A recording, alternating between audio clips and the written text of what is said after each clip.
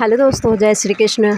आज हम आप लोगों को भगवान श्री कृष्ण की बाल लीलाओं का वर्णन कराने जा रहे हैं कि उनका जन्म कब हुआ और उनके जन्म के उपरांत कौन सी भविष्यवाणी हुई और उनका जन्म किस महीने में हुआ।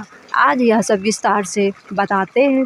श्री कृष्ण के बाल लीलाओं का वर्णन बहुत ही अच्छा और मनमोहक बीता। जैसे कि श्री कृष्ण भगवान के जन्म कब हुआ। द्वापर युग में पृथ्वी पर अधर्म और अत्याचार इतना बढ़ चुका था कि स्वयं धरती पर माता ने ब्रह्मा जी से विनती की कि हे ब्रह्मा जी, भगवान विष्णु से प्रार्थना किया।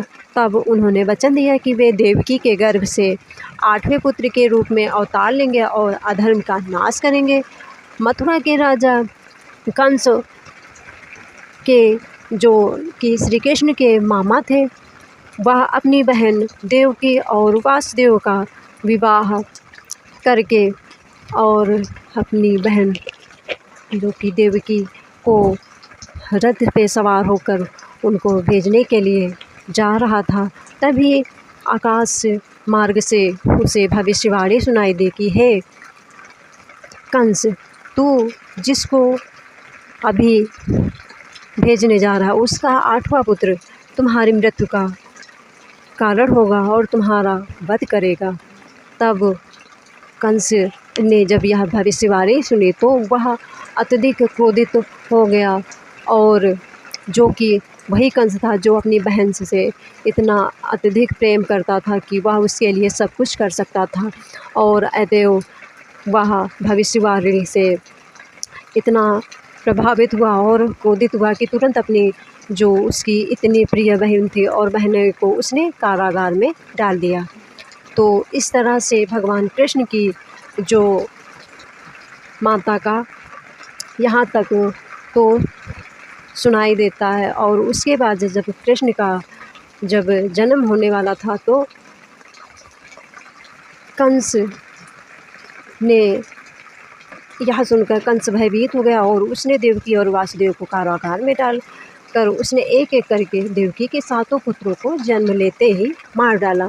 अष्टमी की रात श्री कृष्ण का जन्म जो भाद्रपद की अष्टमी को हुआ था। अत्यधिक अंधियारा था और चारों तरफ अंधेरा ही अंधेरा था।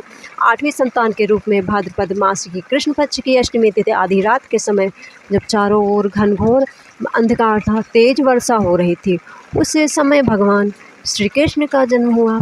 जन्म के समय कारागार के सभी ताले अपने आप खुल गए।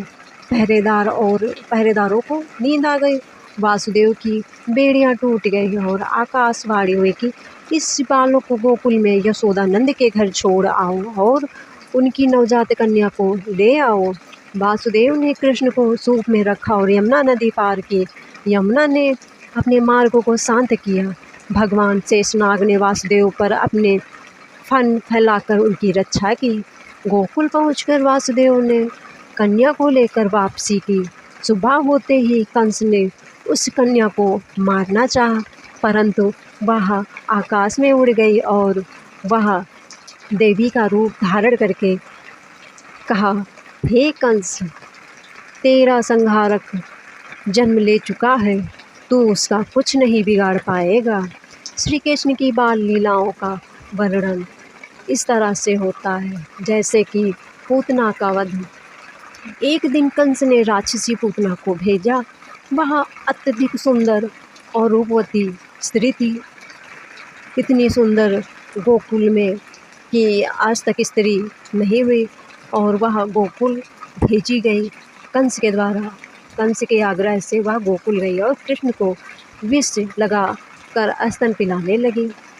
अब दूध पिलाते ही जो कि बाल रूप में कृष्ण ने जो उनको छल द्वारा उनको उठा ले गई, और इस तरह उसने अपना जैसे ही दूध पिलाना चाहा, श्री कृष्ण जी ने उसका ऐसा पान किया कि वह स्तन को चूसते ही पूतना के प्राण चले गए और वह राक्षसी रूप में पुनः लौट आई। इससे गोकुल में हाहाकार मच गया। चारों तरफ इस तरह की बातें जब हुई तो चारों तरफ से पूतना को देखने के लिए लोग इकट्ठा हो गए। और देखकर जब लोगों ने देखा तो कृष्ण जी पूतना के ऊपर क्रीड़ा करते हुए दिख रहे थे और उनकी मुस्कान मंद मंद लोगों को अपनी ओर आकर्षित कर रही थी। तो श्री कृष्ण के जो सच्चे भाव से ने जब अपने श्री कृष्ण के जो इस तरह से भाव थे, उन्होंने जैसे कि पूतना का वध किया और इसी तरह से दूसरा जो सक्टासुर वध था, उन्होंने बालावस्था में एक और जो क्रिया की, तो वह इस तरह से कंस का जो एक और राक्षस था जो कि कृष्ण को मारने के लिए भेजा गया। एक दिन माता यशोदा ने कृष्ण को पालने में लिटाया और पास में एक भारी बैलगाड़ी के नीचे सकट रख दिया और एक राक्षस सक्टासुर उसमें समा गया। कृष्ण ने खेलते खेलते पैर से मारकर उसे पलट दिया और राक्षस मर गया। अब दुष्टों का इस तरह से अंत होने लगा।